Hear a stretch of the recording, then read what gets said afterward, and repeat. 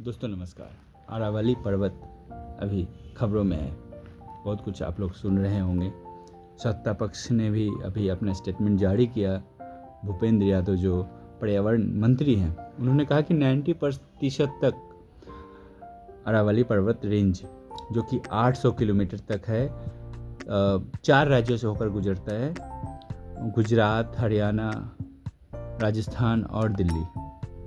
लेकिन दोस्तों उन्होंने खुद अपने कमेंट में कहा कि 90% सुरक्षित है, तो 10% को असुरक्षित क्यों करना, वो भी उस वक्त जब हम देख रहे हैं कि हमारे बूढ़े बच्चे दिल्ली एनसीआर में सांस नहीं ले पा रहे हैं। क्योंकि धूलकण आ रहा है पंजाब से या दूसरे राज्यों से दिल्ली एनसीआर में, जैसा कि सरकार का कहना है। सोचिए कि जब आप पर्वत ये 10% पर्वत हट जाएंगे जो कि 100 मीटर से नीचे हैं।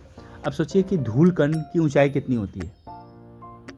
धूलकण ऑब्वियसली 100 मीटर से नीचे ही होते होंगे। ट्रैवलिंग जो करते हैं धूलकण, हम जब झाड़ू मारते हैं धूल उठता है, तो ऐसा थोड़ा ना कि 100 मीटर से ऊपर चला जाता है। तो आप 100 मीटर से नीचे वाले पर्वतों को खतरे में डालकर फिर किस तरह से आप पर्यावरण को सुरक्षित करेंगे। सोचिए, आप आने वाली पीढ़ी, आने वाले नस्लों के लिए समस्या खड़ा कर रहे हैं। किसके लिए? माइनर्स के लिए। अभी जब प्रिजर्वेटिव है, अभी जब उस पर प्रतिबंध है माइनिंग पे, तब जाके इलीगली माइनिंग अभी भी चल रहा है।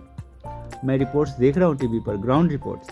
सरकार कभी स्वीकार नहीं करेगी, लेकिन आप ग्राउंड रिपोर्ट्स देखिए तो आप पाएंगे कि अभी भी इलीगल माइनिंग चल रहा है। जब आप बैन होते हुए जब आप नहीं बचा पा रहे हैं, तो सोचिए कि जब आप बैन लिफ्ट कर देंगे और 10% क्षेत्र को ही, आपके अनुसार 10% क्षेत्र को ही खतरे में डाल देंगे, तो किसको फ़ायदा होगा। अरावली पर्वत हिमालय से भी बूढ़ा माना जा रहा है, सबसे महत्वपूर्ण पर्वत है इकोसिस्टम के अनुसार। सोचिए, रेगिस्तान जो है अपना फैलाव बढ़ा देगा, भूमि बंजर होने लगेगी। बहुत सारे पर्यावरण जो इकोलॉजी है, थोड़ा आप पढ़िए तो आपको समझ में आएगा कि कितनी प्रॉब्लम होगी।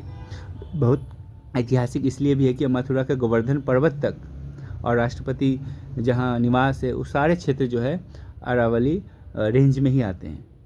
आप सोचिए, कल होके कोई सरकार, ऐसी सन की सरकार आई जो कहे कि गोवर्धन पर्वत ये अरावली रेंज में नहीं है, हम इसे भी तोड़ते हैं। स्वीकार कीजिएगा। अब गोवर्धन पर्वत की ऊंचाई 100 फीट, 100 मीटर से ऊंची तो है नहीं।